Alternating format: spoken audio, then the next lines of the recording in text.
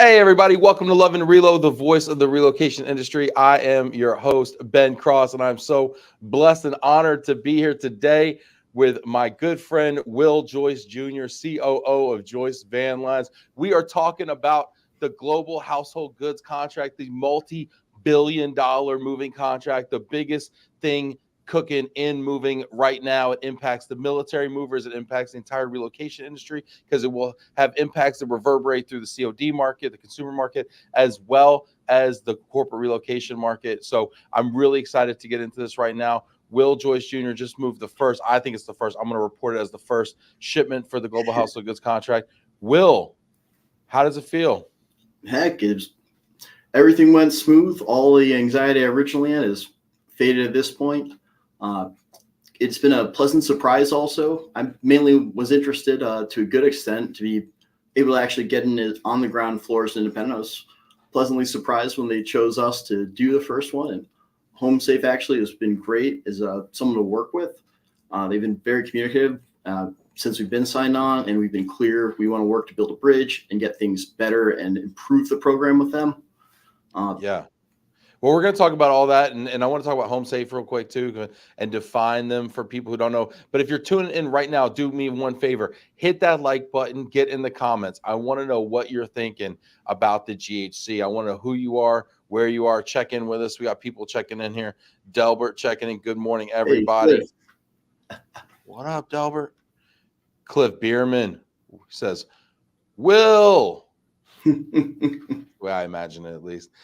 Hit that like button, y'all. Get in the comments. If you've got questions about the GHC, if you've got opinions, who doesn't have an opinion? What are you thinking right now? Will, I bet you've heard a lot of opinions lately, haven't you? Oh, man. Yeah. I knew going in when I was planning to be open with this, I was going to get a heck of a lot of pushback, whether it was directly at me or just people that have heavy emotions when it comes to Sol, because this really shakes everything up. It's completely changing around a system that's 11% of the moves.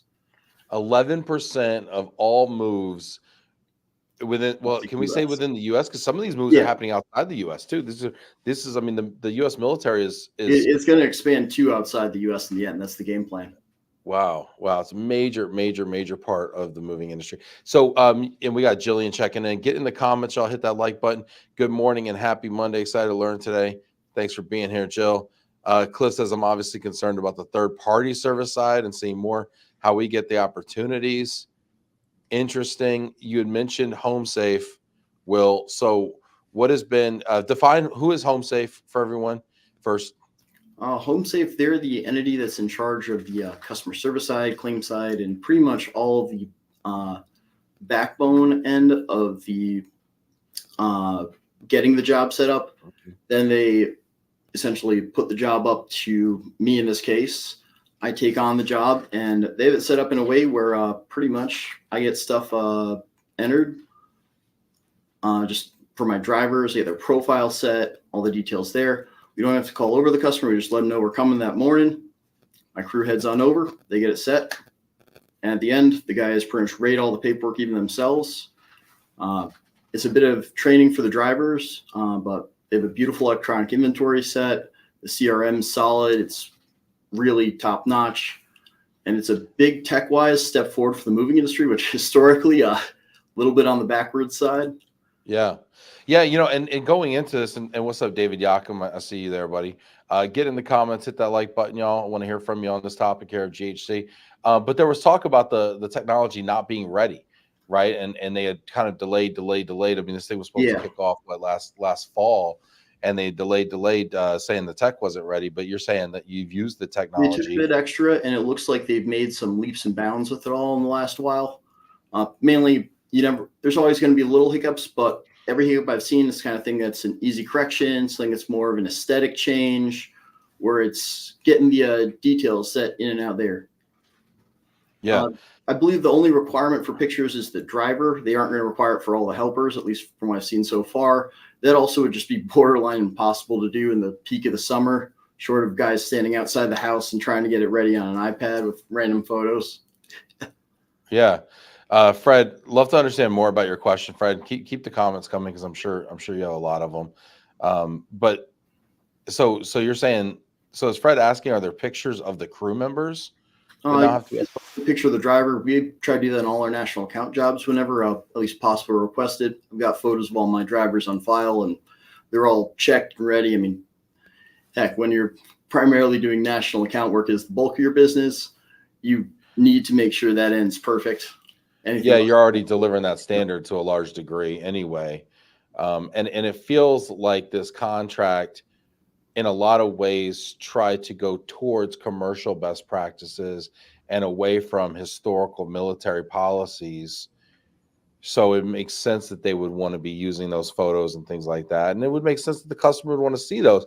But that's got to be a challenge because so much of this industry has run off of contingent labor, and crew members that are, maybe their background checked with with an ID number associated, but largely, like, you don't necessarily know who's going to be packing these jobs in a lot of cases with a lot of these van lines. Oh yeah, and it's a nice little bit of anxiety relief for the customer when you're able to send that preemptive photo of the driver.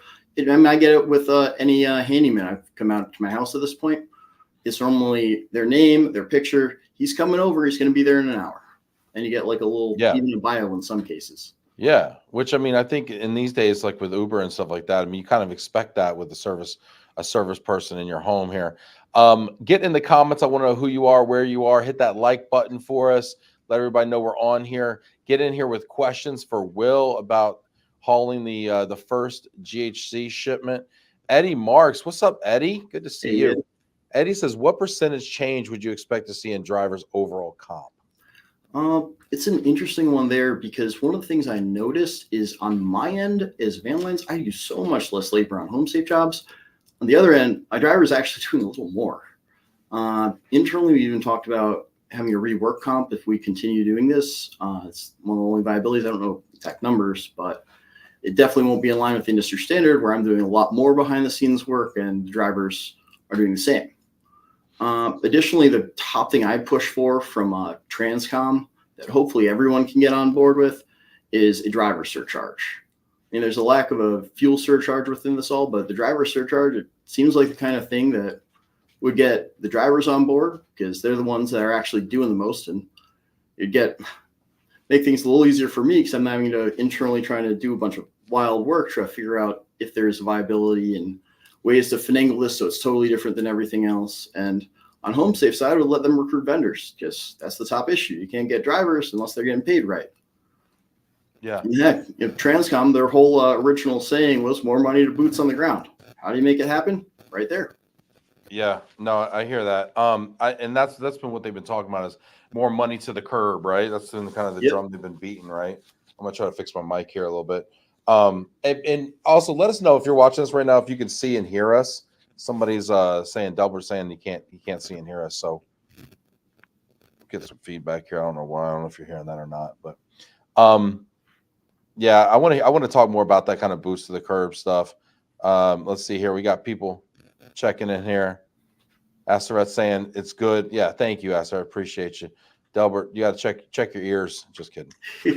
Let's see. Daniel Ray checking in here says this is where we as drivers and crew on the floor, on the boots on the ground, I'm guessing, should invest in ourselves and contactless business cards. Interesting. So you're saying that while the compensation is lower, the administrative burden for you is also lower? That's way lower. It's way more scalable. And it's something that if the drivers could get buy-in, which they're not going to this current spot, I can work with it.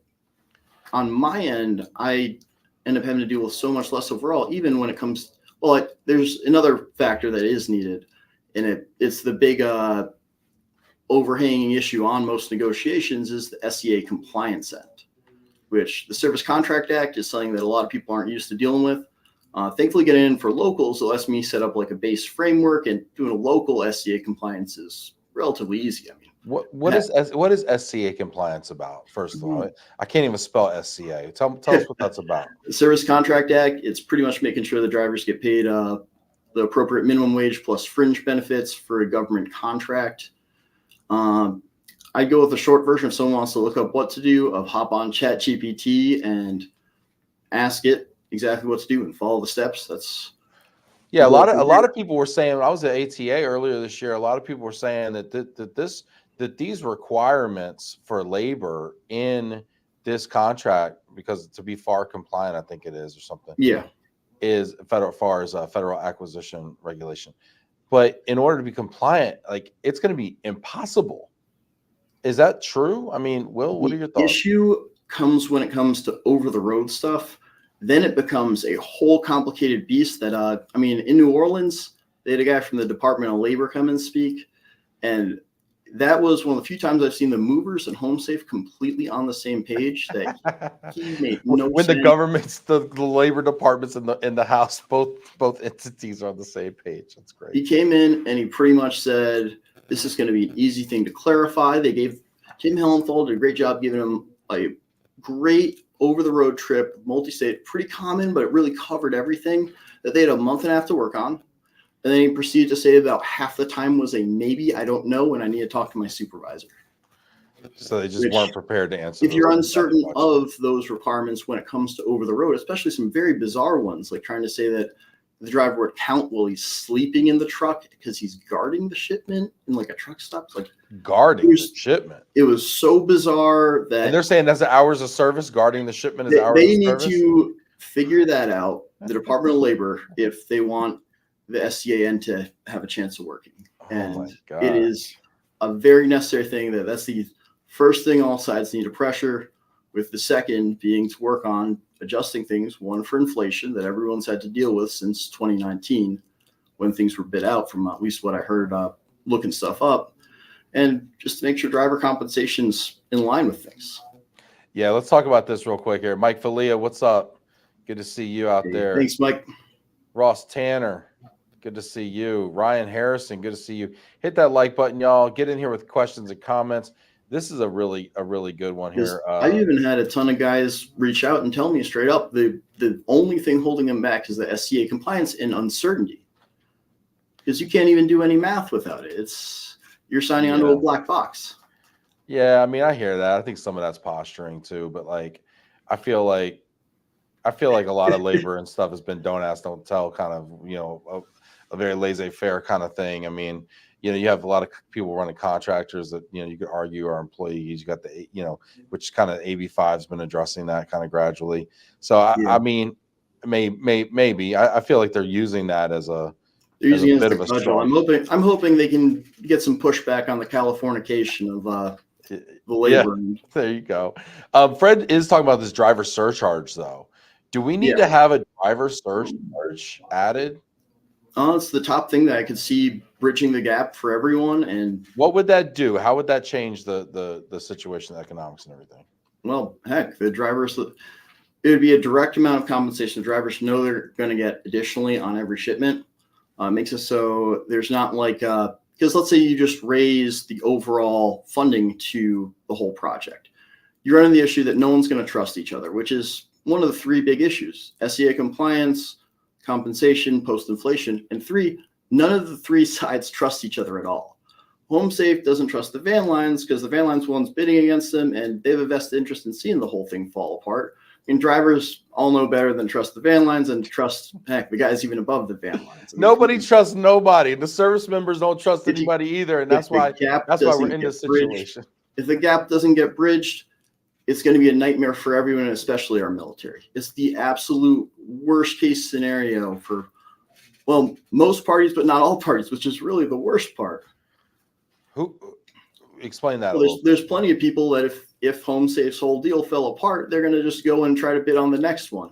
And it's been clear at this point that DP3 is going to go away. They were very clear about that, I believe, at dispatchers. But if things fall apart, it's just going to be on to the next bidder. And then we'll have this conversation about, either me or someone else, whoever does the first one of the next contract. The first one of the next. That'd be an absolute nightmare. Yeah, I mean, we saw this, though. For a long time, I thought this wasn't going through, to be honest with you. There was a lot of opposition from it. Yeah. It seemed like the services didn't even want it going through. It seemed like the service members and the spouses who had been such big advocates for change were saying this wasn't the change I asked for. We're kind of backpedaling on their stance there. So it seemed like nobody wanted to do this thing. at Yep. one point. It almost even seemed like Home Safe didn't even want to do this thing once they kind of started getting their hands wrapped around it. They're like, how are we going to service this?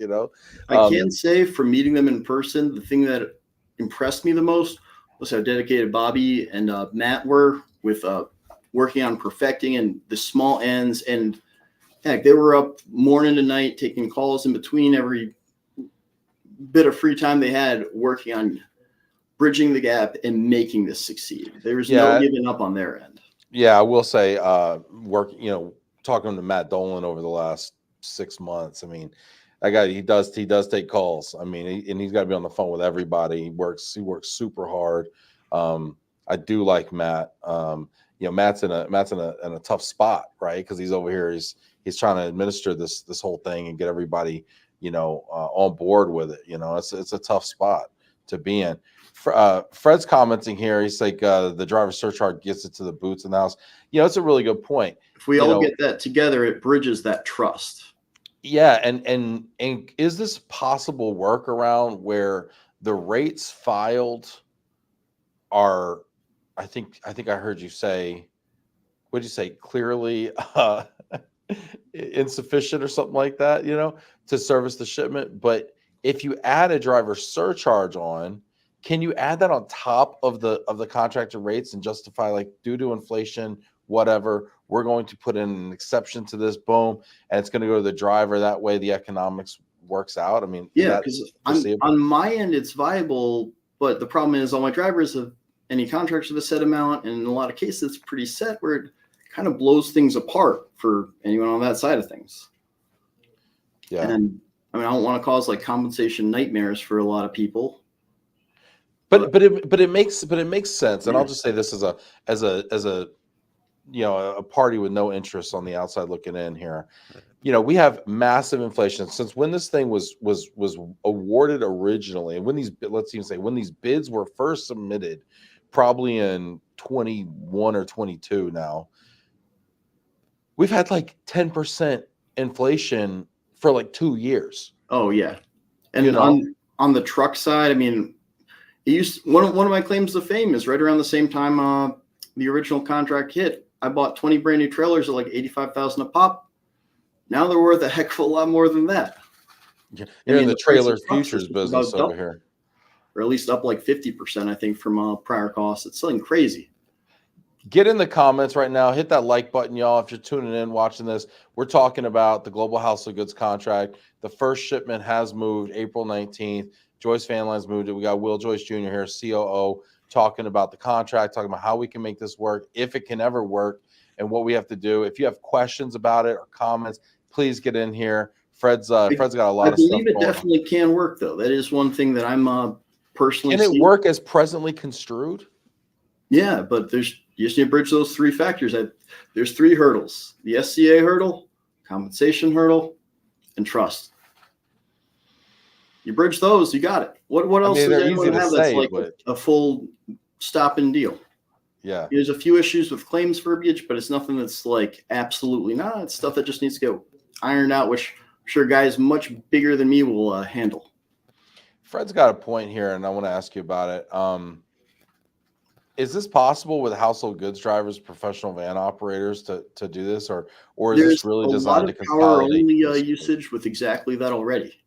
But it's only some of the time, and definitely not something that's like perfectly scalable. It's just a way you can save money here or there, but where it's going to be used sometimes, especially when it comes to small shipment programs, which that's like the hallmark of, it's not going to be a all the time thing. And especially, it's fragile because freight rates also, they whipsaw. You can't have a static rate for your whole deal. And then you deal with the first crunch where freight rates jump from here to here. Yeah. Well, in the spot market, not service the jobs anymore. They do in the spot market. However, you can contract rates, and with the amount of volume that they have in this program, you can contract truckload rates, rail rates, things like that. I mean, part of me thinks, and Fred actually. This is a cool thing about Fred, right? He always sounds crazy, but he's got he's always like a great, like something true and spot on in what he says, right? And that's why I love talking to him. But when you look and you take all the tonnage that's out there, in the military and it's generally going between bases, right? So you have these kind of, in a way, even though they're in weird spots, right? Like Fort Benning, Georgia, like, can it just be in Atlanta? Like Fort Hood, can it just be in Austin? 29 Palms, can it just be in San Diego? But anyway, point being is, if you consolidated all of that tonnage and you made just truckloads of it, and you took out some of the irregularity of the routes and you started consolidating some of these power lanes, San Diego to Norfolk, Virginia, and Fort Hood. Oh yeah, there's tons of times, and honestly, freight is how it's going to go, and it's directing more towards, though it's not going to be all of the time. And you need still things set in between, and at that point, you're just going to start having regional drivers that are going to handle bringing a bunch of stuff from all in around a given region, and that'd be its own big deal. Yeah, this is interesting. We got people checking in here and talking about stuff. Get in the comments, y'all. Eddie's saying New World already operates this way. Terminal driver OA, our freight division moves power only, and then terminal driver DA. Super interesting, and here we are. Joyce Van Lines is probably one of the top tier independent van lines in the U.S. Has been forever. Does a ton of corporate work as well as the military, which is also kind of rare. Here you've got Eddie Marks from New World. They're one of my inspirations. New World's one of the other best haulers out there. I love competing with y'all every year. And so you have two amazing independent van lines here who are both talking about using freight and power only and things of that nature. And I got to be honest with you, I never thought I would see the day. I was always the alternative, moving guy, right, with pack rat or pods or whatever. And I used to get laughed out of these rooms at IEM or AMSA or at some SDDC hot wash somewhere. And I'd get laughed out of the room talking about containerization, talking about freight, things like that. And now here we are in 2024 and just, 10, 12 years later. And now we're like, hey, this is a key part of the supply chain here. Oh, yeah. Really interesting. Eddie's saying it allows more home time for drivers, turnover more tonnage, probably doing more. It lets you also keep your best drivers going year round, I've found. In the wintertime, I'm much more likely to have my guys go cross country, back, forth, and all that. But during the summertime, I would joke around with certain guys, you're going to be like semi-regional because I'm just going to have load after load after load that you're going to get set, bring to our main hub, power only, and swap trailers. What is Fred trying to say here? The idea is agent load, driver drop, and hook to DA. The agent loads it up, drops it off for, I'm guessing, a power only driver, and they hook it over to the DA who delivers it. The destination. It's kind of like what I do in certain locations. Just with a bigger van line structure, you don't need to travel as far off. That's part of why my own game plan with Joyce has always been to get fence posts throughout the country where you have like everyone covers a 500-mile radius, so you can kind of just mainly get the trailer set to the area, get it set regionally. Yeah, have like regional hubs, and you guys have done a really nice job of that too. Oh yeah, because now you have hubs, right? You got a hub in Connecticut, hub in Florida. Yep. Now Texas is opening now. That's you got Indianapolis, right? Yep, California. And Cali.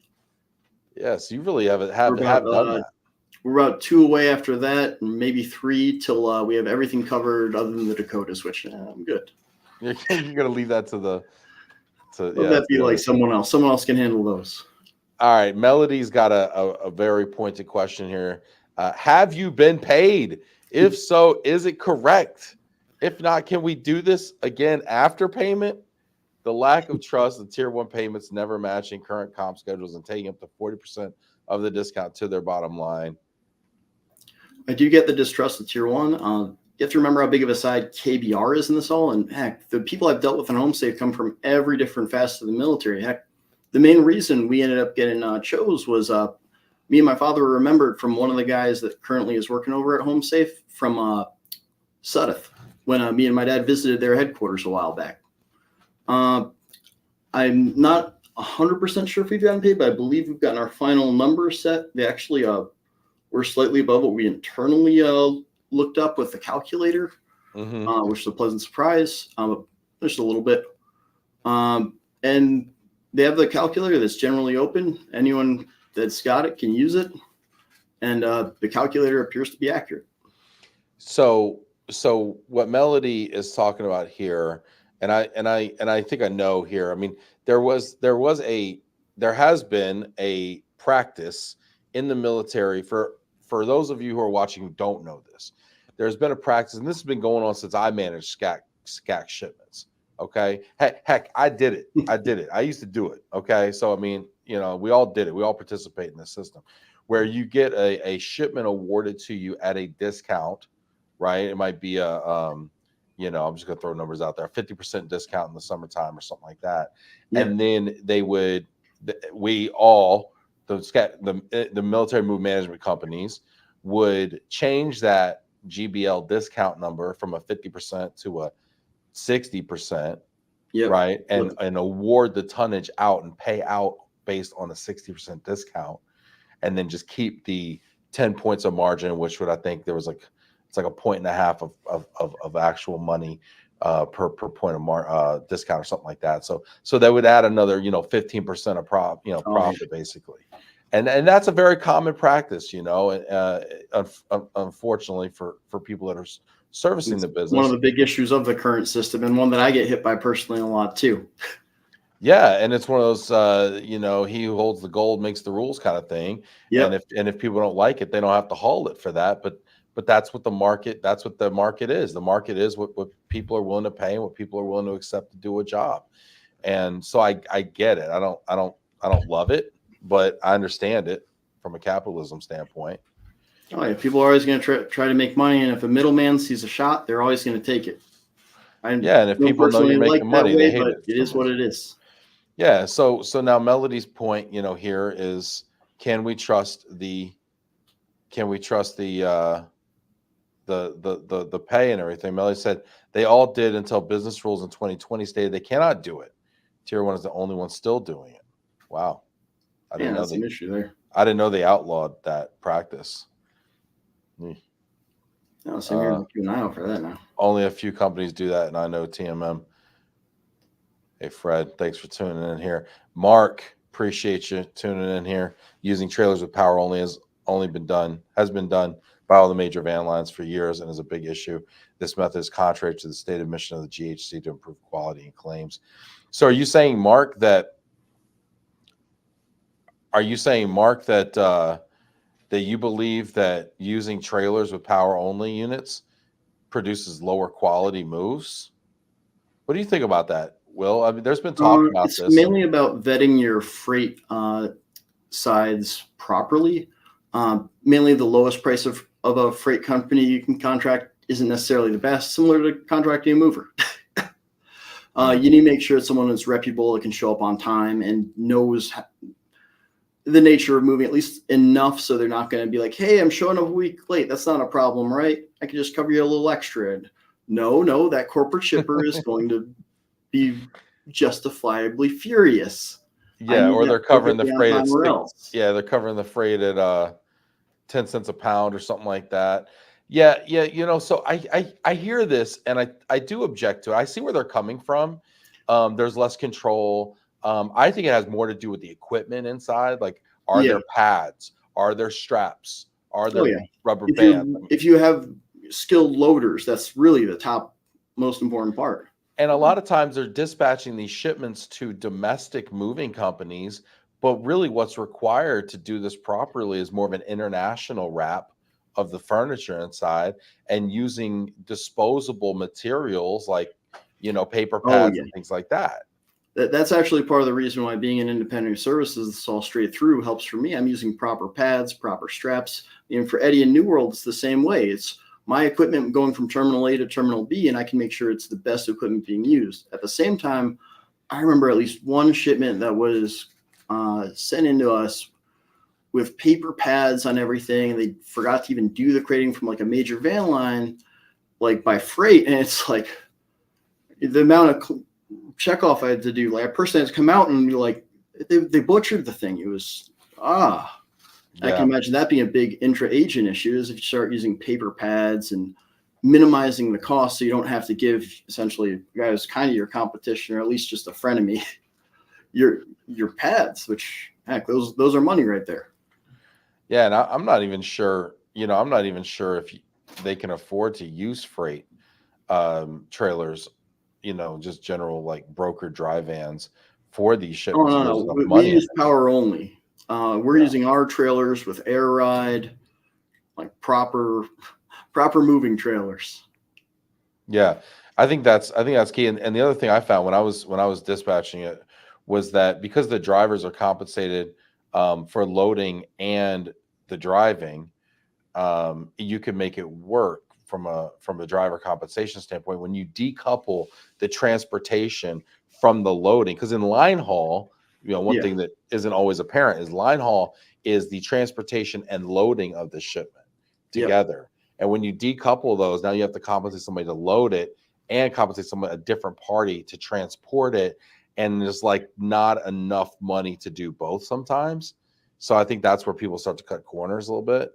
yeah. So Eddie's saying good movers are good movers. Stop blaming these freight drivers. They're not seeing the customer anyway. Hopefully, I've been to one job where the guy sometimes they get crabby out there. They're sitting in the and they're sitting Suddenly in a the freight guy truck bursts in the and time. they're Oh yeah, god. and they're not running it, and it's summer, so they're getting hot out Oh, there. god. Guy comes in the house with no shirt on, sweating, like, yo, can I use the bathroom? Oh Lord. Hopefully I don't Yeah, have to deal with that call.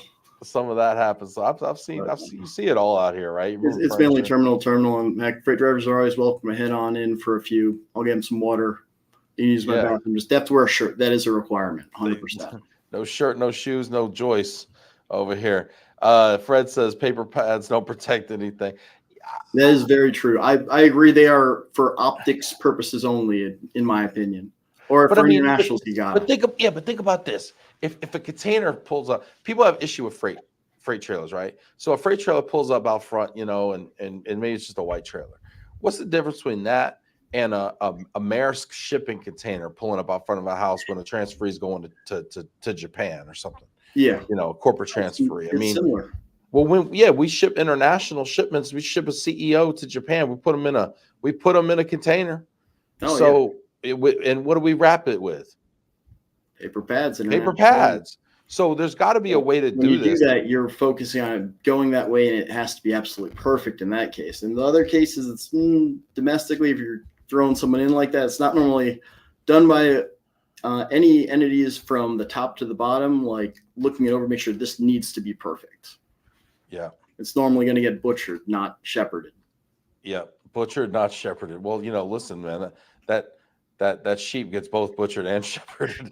But Oh, but there's let's see either here. We got some as a comments coming shepherd, in. you take the wool, but you want the sheep to be fine. You get a lot more in the long run that way.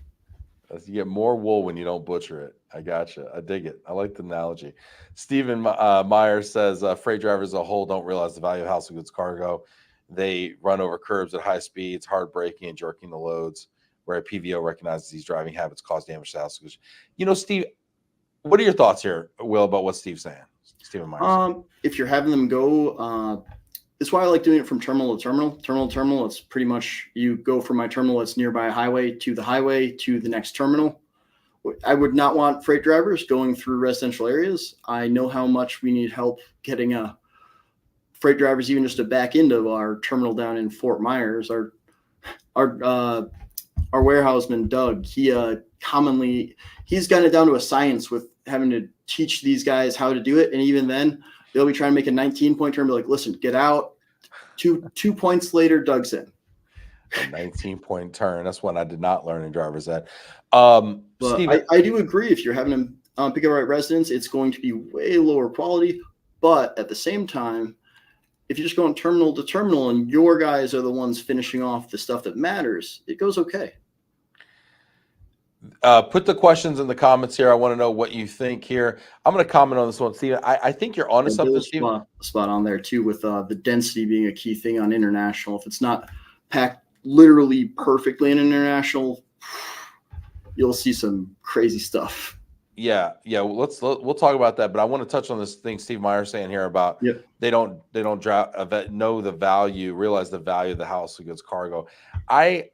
I maybe, but I mean they ship high value cargo all the time. I mean, how do you think your iPhones get in your pocket, right? I mean, they come on a truck somewhere, right? What I think is actually the real problem is the driver, the professional van operator, is responsible for that cargo when it's under their care, custody, and control. Yeah. And he knows if he hits that curb too hard and that armoire is not, properly padded, that he's going to have a claim and it's going to come out of his pocket. Oh yeah, And skin in the game. To me, that accountability is that missing factor. And it'll be interesting to see what will happen to claims long term when there's a decoupling of accountability from the service providers. Oh yeah. Yeah, very interesting. What are people maybe not thinking about right now, Will, when it comes to the GHC, that maybe they ought to be considering? I mean, the things I said about so far, it's for instance, a lot of people aren't going to realize until they start to look into the tech and see it firsthand is how much less work it's going to create for the van lines or agent or anyone on my side. It actually, it's seriously amazingly helpful. I mean, I figured going into this, if I saw it, they didn't have like true commitments, like you're saying, they almost kind of are like, oh, this is going to implode.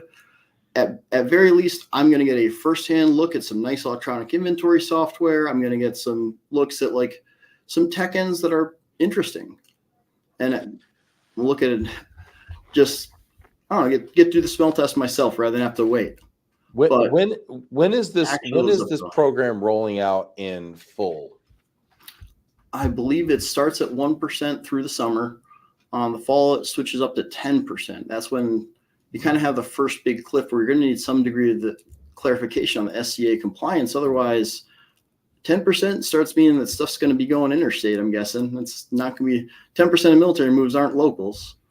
And if there's no actual good Department of Labor guidance at that point, it's going to be a nightmare. So the first shipment that you did was a local? Yes. Like local? Like local or like intra? 13 miles or so. 13. So this really was a it was a local. It's mainly a test run of the tech end. That's the whole thing they're focusing on the first while is getting the tech end between the CRM, the inventory, and all those levels all set right and in line. Keep these questions coming. I've got questions about impacts to other verticals and corporate moves, et cetera. But Ross has a great question. Keep the questions coming. I want to hear your questions. We got Will here. I've told him we're going to put him on the spot and ask him all the tough questions. So that would be a question more for Home Safe than me. I could pass that on to him. That's actually one of the most pleasant surprises of this all is how much Home Safe's willing to work with me on any questions I have as someone signed on and doing work. Where heck, when both of our sides have full skin in the game, they're willing to communicate to a great degree on everything big and small. Yeah, I'm really curious about this inspection process here because it seems like they're going to get rid of all of the PIPSOs. The personal property shipping offices are going to, are those going to go away? Because that's where the inspectors come from, right? And then the RISMOs, the Regional Storage Management Office, or the Storage Management Office, I guess now it is. So, do those go away, or are those privatized now? Are those going to be the responsibility of Home Safe, or is it just going to say, commercial best practices, whatever? That'll be an interesting one to see. But one of the issues I've seen with military moving in general is there's been too much bureaucracy for a long time. And if Home Safe can limit some of the less necessary bureaucracy, it would be a positive. Yeah, no, you're right. You're right about that. Because I went through warehouse. Approvals and things like that, and I've had to get them military certified. So I learned about all that stuff.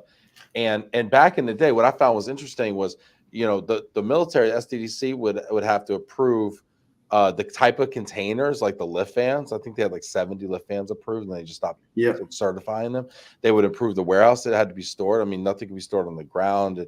There's tons of little things, metal trash cans only. I remember that was with lids on them. Yes. God forbid you have a plastic trash can sitting in your warehouse. You're waiting another 6 months. Yeah, with a firewall in the middle, and it was bananas. And even down to the fact that certain shipments had to go on trucks and certain shipments had to be containerized. And now I think it's just like however you get them there kind of thing.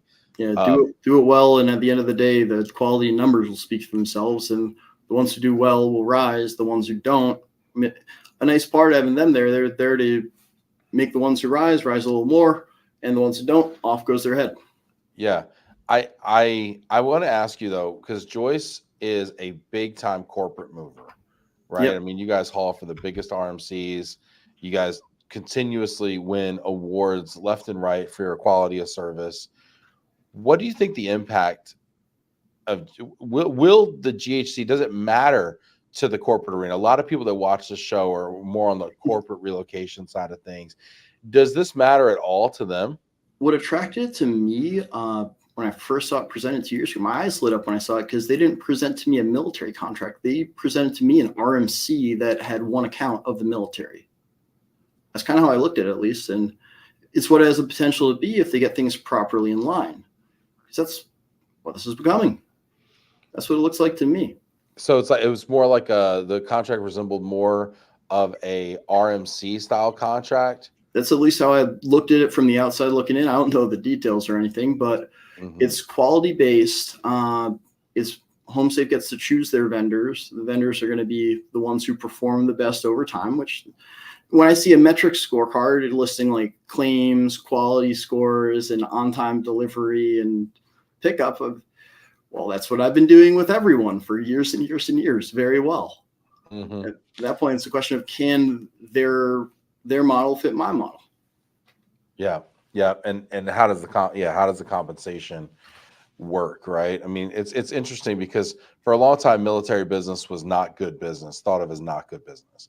And then the rates have gotten really good over the, now the presence of middlemen who if you have codes and if you have the right setup, it pays great. If you're having three hands in the pot first, it's similar to HomeSafe. Yeah, Cliff's saying corporate moves are on the decline, but government and military will never be remote workers. Yeah, interesting. Fair there, and I see corporate coming back again too soon enough. I mean, it always does. It ebb and flows. It's an election year, so needless to say, everyone's off a little this year.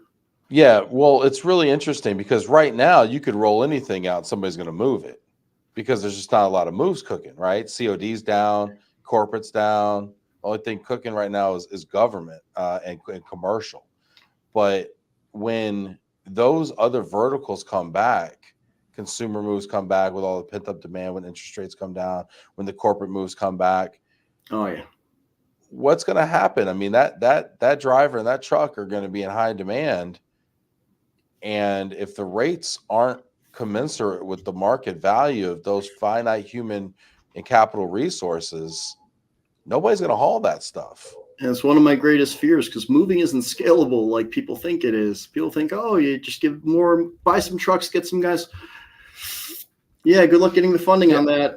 Yeah, and it was the funding, interest rates, and then you also train all those guys. You need them on board. There's a runtime on everything, and if you go to buy new trucks, you're still waiting 9 months minimum, maybe a little less now, maybe 6, but. Maybe less now, but when the market comes back, everybody's going to scramble to get trucks. And it's going to be like it was 2 years ago where you couldn't find a truck to save your life. Yep. This is interesting. But Fred's saying that there is a brain drain on all, especially with a lot of smaller agents, that if they get stuck in a spot where they can't, if SCA compliance isn't ready on time, and if things fall apart in the wrong way, there's going to be a lot of people who, rather than getting set in the new way, are just going to disappear, retire. Currently, their trucks are worth a lot. In the warehouse, they probably have just about paid off is worth a lot. They'll ship those on off, sell them, retire. That's that. And I've already seen more retirements this offseason than I have in the last 5. I think you're right. I think there's going to be a lot of consolidation in the moving industry as demand consolidates, right? So corporates go to RMCs, right? So instead of 2,000 accounts, there's actually now 100 accounts, Yeah. The same thing on the moving side, right? So it used to be that each base would award, their tonnage, and you'd have the letters LOIs in that local market, and you have 6 movers you could use. Well, and then when they consolidated it, in a DP3 program, then military move management companies popped up, and there was a dozen of them maybe, right? And really, 80% of the work was done by 20% of the military move management companies, about a handful, right? And now you have one military move management company. And so how many hands do you need to shake in Fayetteville, North Carolina? How many movers do you need in Temple, Texas? Yep. How many movers do you need in Fort Benning? Right. So I think there's going to be continued consolidation, and the impact that's going to have on the corporate and the COD side is going to be really interesting. To your point, do those drivers just hang it up? I mean, we got Fred over here who's the mouth of moving, and he's over here hanging it up. So when Fred hangs it up, man, ooh. Fred's going to hang it up like my dad's going to hang it up, semi-retired at best. Semi-retired for the rest of his life. He's a mover for life. That's why he's the head guy of Movers Life. Isn't that funny? Like how we just are just gluttons for punishment. It's like we can't ever get enough, you know? Oh, yeah. I've had that joke made about me a bunch of times this week alone. Yeah.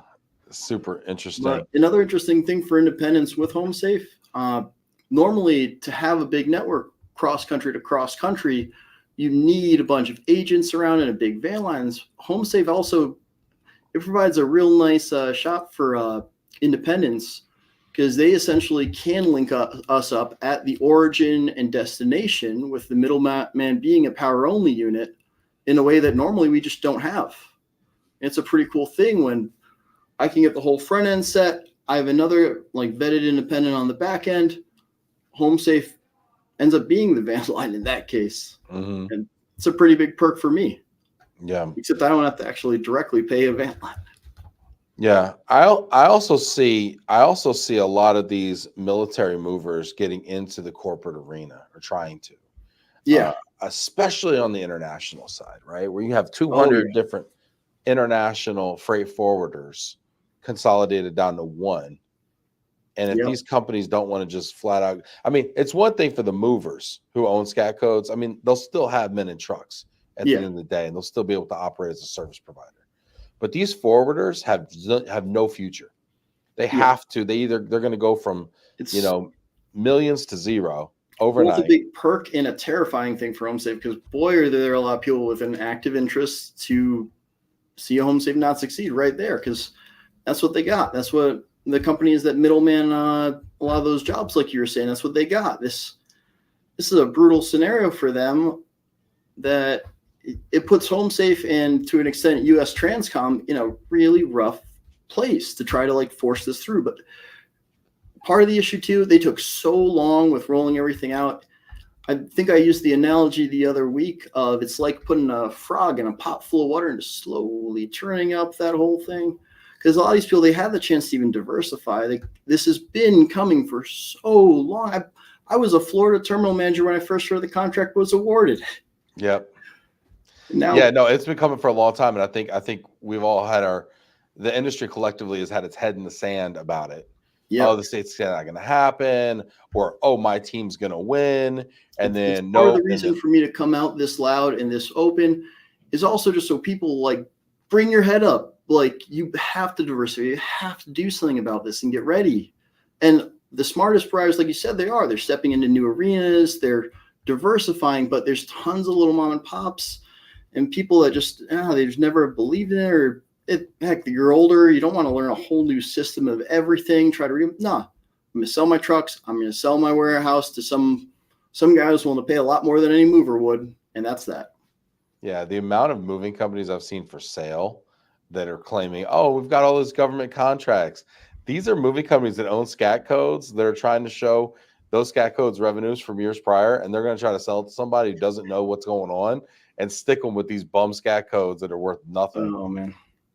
Crazy. Fred says we want to do the work. It's just not economically there. Will it ever be, Will? Yeah, it should. I see it coming back. And I mean, heck, especially if all these people are getting out of the business, it's honestly the perfect scenario for essentially things tighten up, because the demand's not there. You have to tighten.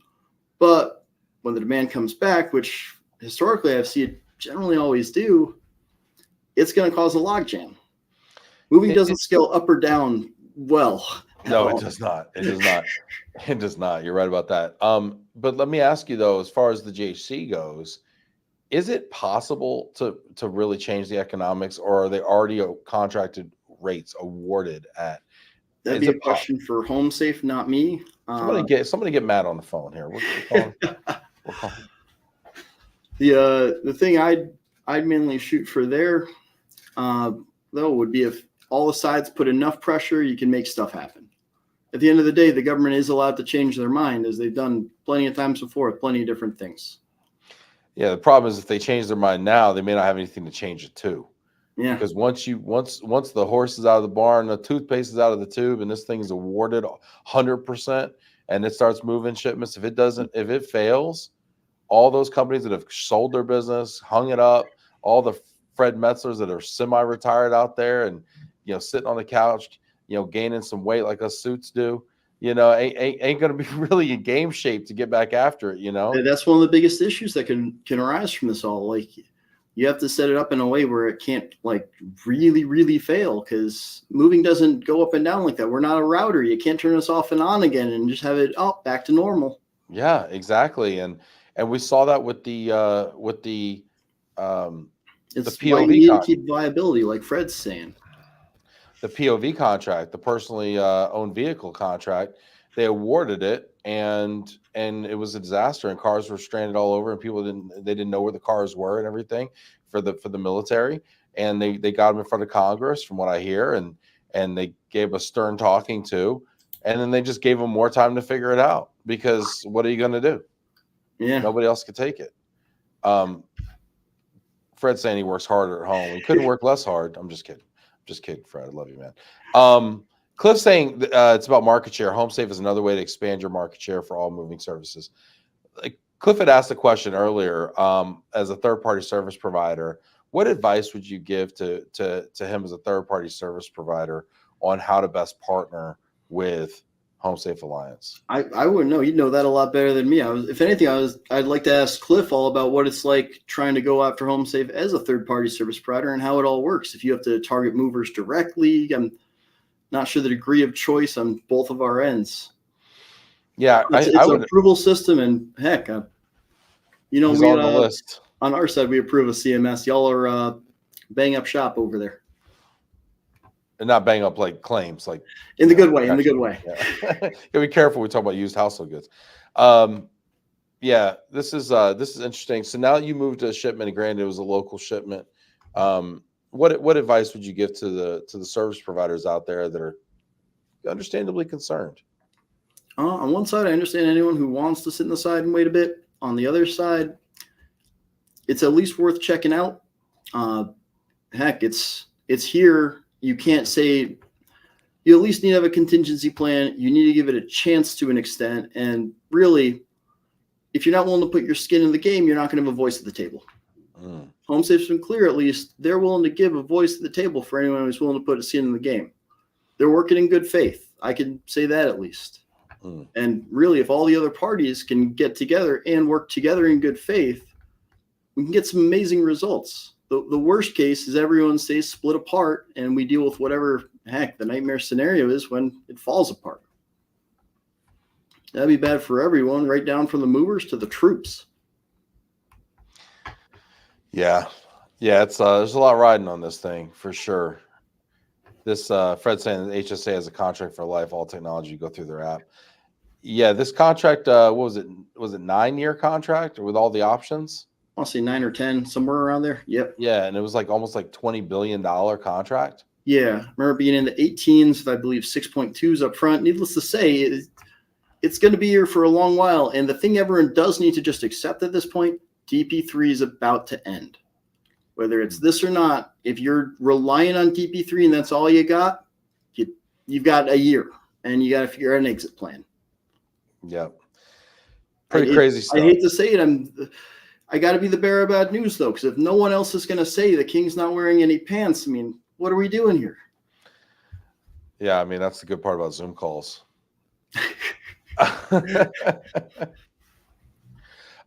Yeah, if you got any more questions, we got just a minute for it. Hit that like button. Cliff, Fred, everybody's been great here getting in the comments here. I know you did a call like this on Movers Life on Facebook as well. Oh yeah. How did that go? Oh, good. The thing, it was a funny part of this all at the early stages. Like when I first was looking at doing this, HomeSafe even warned me, like, you're going to catch a lot of heat doing this. We want to make sure you're okay. Like, careful. I'm like, no, it's the movers. It's okay. Like they're gonna say a lot of heated stuff at first, then they'll kind of realize, you know what? I respect that you're willing to actually come out. I respect that you're willing to talk to us in person on this all. I mean, and on top of that, I feel for the guys who are stuck because I'm only down a little bit this year because I've done a lot of good sales and we always keep top quality. There's a lot of guys that they're stuck having to do this because they're down 30%. It's an option of this, or they're gonna have to start letting guys go, or just they're gonna have to close up when they don't want to. Well, the cool thing about Joyce, if I may say so, is y'all are top quality in the corporate arena.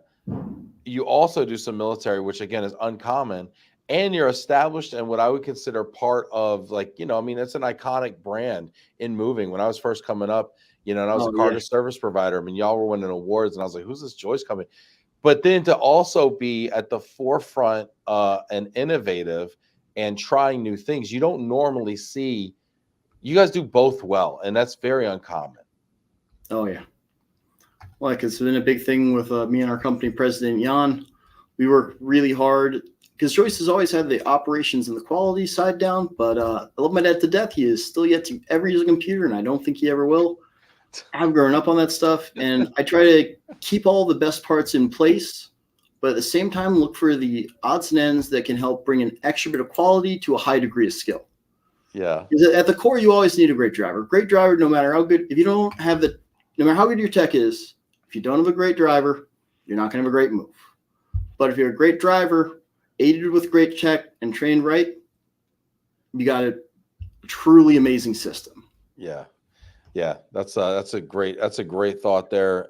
Good place to kind of land this plane here. Speaking of planes, Tim Quirks at DTW's at Detroit Wayne County, on my way to California Moving and Storage Association. Shout out to everybody at CMSA. That's awesome. Cliff, man, in Hawaii then. I think their conference is out there this year. It's in Hawaii. I wish I could be there. Tim, you're going to Hawaii? But why am I not doing a podcast from Hawaii? Jeez, people. Who books me? This is terrible. Hey, Cliff Bierman's got a question of just to use. Is that a beard shampoo? Head and shoulders. I covers my head, covers my shoulders. It works perfect. That's great, man. That's great. Will, Joyce, you want to leave us with a final thought before we sign off here? Final thought?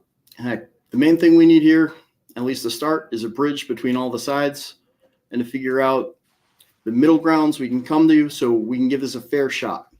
At the very least, everyone has to give this a fair shot. And heck, that's how it's best for the movers. It's how it's best for the van lines. It's how it's best for HomeSafe. Every side wins if we at least bridge the right gaps and work fairly. Yeah. Yeah. We got to work together.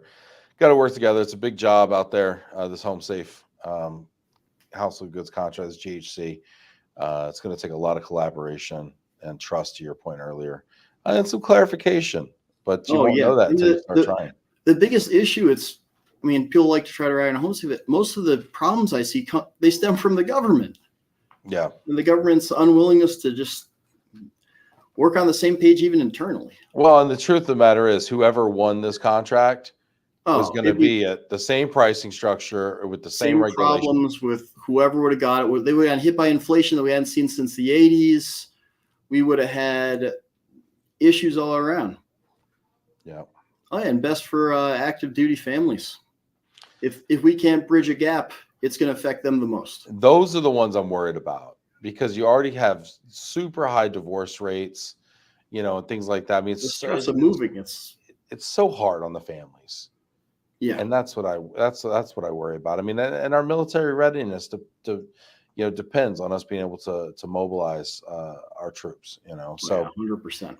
All right, let's figure it out. Will Joyce Jr., COO of Joyce Van Lines, thank you so much for being with us Always today. A pleasure, Ben. Thanks, everybody, for watching this. Hit that like button one more time. Feel free to keep the conversation going. Throw your comments, your thoughts after hearing all this into the comments there. Appreciate everybody watching us on Facebook as well as LinkedIn and YouTube. Appreciate y'all. We got some more shows coming up this week. We got Gabe Abshire, the CEO and founder of Move Concierge, on this week. I'm looking forward to that one. We got some cool stuff cooking. All right, take care, everybody. See you next time. Have a good one.